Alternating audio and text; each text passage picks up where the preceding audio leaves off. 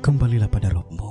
Saya sempat tidak terlalu perhatian dengan masalah virus corona, kecuali yang berkaitan dengan masalah agama, khususnya tentang hadis seputar obatnya, doa dan zikir penangkalnya, serta beberapa tips duniawi untuk mencegahnya. Mungkin karena saat itu corona belum hadir di Indonesia. Beritanya masih sekitaran Cina. Isinya tentang perjuangan pemerintah dan tenaga medis melawan corona di sana. Itu tergambar dari foto wajah tenaga medis yang memerah bekas masker dan kacamata.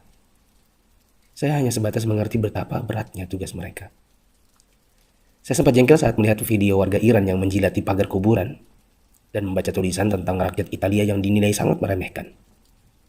Tapi itu pun hanya sambil lalu karena positif pertama di Indonesia pun belum kedengaran. Tanggal 2 Maret 2020 yang ditakutkan pun terjadi. Pasien corona pertama di Indonesia diumumkan oleh Presiden Jokowi. Inilah takdir Allah yang harus sabar dihadapi. Pandemi corona telah memasuki negeri ini. Jumlah pasiennya bertambah hari demi hari. Gambar-gambar mirip dengan yang di Cina bermunculan di grup sana-sini. Ada bekas alat pelindung diri tergurat di pipi. Tenaga medis bicara dengan kertasnya. Kami kerja untuk kalian, mohon kalian tetap di rumah untuk kami. Ada juga yang bunyinya, haus, ingin minum, tapi nggak berani. Seorang dokter yang sudah sepuh dalam balutan baju perang seolah berkata, jikapun ajal datang, tidak mengapa. Karena raga yang sudah tua ini memang harus ikut berjuang, tidak hanya bisa berdiam diri. Ikatan Dokter Indonesia menyampaikan belasungkawa karena 7 orang dokter di garda depan meninggal. 5 dari mereka wafat karena tertular virus ini. Seorang dokter muda hanya berdiri di luar pagar saat menemui keluarganya karena takut membawa virus dari luar. Meskipun foto ini aslinya dari Malaysia. Ternyata APD medis harganya sangat mahal. Dan sekali pakai saja. Saking krusialnya, para ulama dan ustadz-ustadz yang mumpuni ilmunya sampai mengeluarkan fatwa. Bolehnya tim medis sholat tanpa wudhu, tanpa tayamum. Lantaran pelindung dirinya tidak boleh sembarang dibuka. Tak hanya itu, ada juga fatwa sahnya sholat meskipun ada najis. Karena baju medis ini bukan baju biasa. Sekali dipakai untuk satu shift jaga, berjam-jam tanpa makan, minum, bahkan buang air dengannya menggunakan pampers orang dewasa. Bayangkan lagi jika dokter dan perawat wanitanya adalah ibu atau saudari kita yang sedang mengalami datang bulan. Dan lagi deras-derasnya. Atau dia istri kita yang harus berjuang di rumah sakit. Sementara punya bayi yang juga harus disusui tapi tak bisa. Ada pun yang wafat. Mayatnya tidak bisa dimandikan. Bahkan tidak ditayamumkan seperti biasa. Hanya disolatkan dan dikubur bersama plastik membungkusnya. Melihat dan membaca berkali-kali, saya pun akhirnya bisa memahami dengan hati. COVID-19 ini bukan sakit biasa. Dan tugas tenaga medis sangat berat terasa.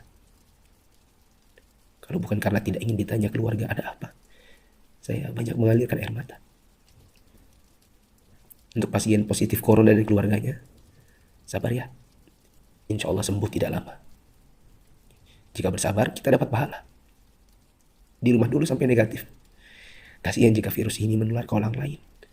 Apalagi kepada yang punya penyakit penyerta dan lanjut usia.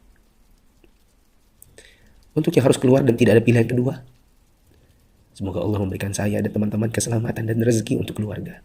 Jaga kesehatan ya. Usahakan jaga jarak dengan orang di sekitar kita. Kita tidak tahu siapa yang tertular, siapa yang sehat. Karena yang positif corona pun bisa jadi tidak merasa karena tidak ada gejala. Untuk yang masih abai dari solidaritas bersama, saya ingin mengetuk pintu hati dan meminta waktu teman-teman sebentar saja. Yuk kita berpikir bersama. Jika teman-teman menggunakan media sosial atau punya kotak kaca media massa, teman-teman pasti sudah mendengar berbagai penjelasan wabah yang melanda. Pemerintah, dokter, para pakar sudah bicara.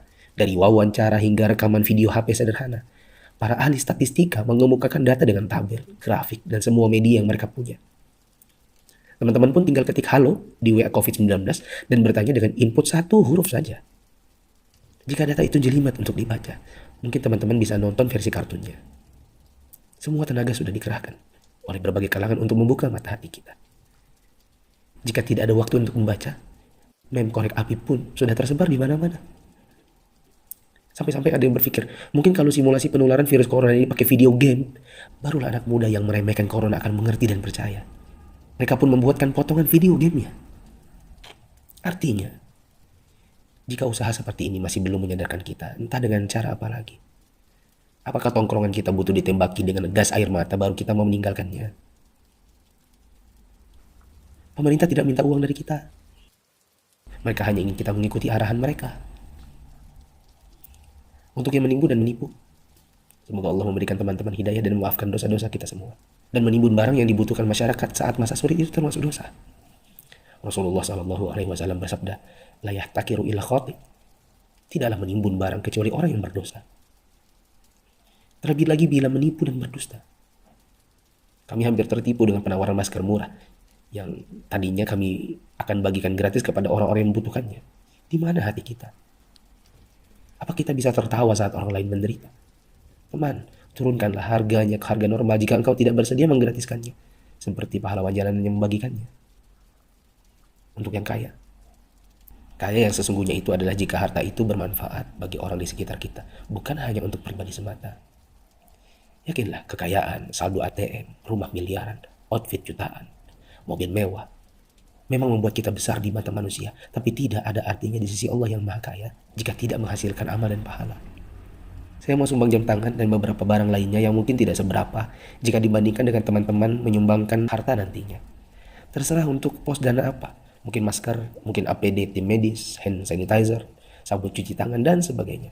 Kita harus cintai harta kita ini dan bawa dia ke akhirat. Jangan sisakan untuk dunia.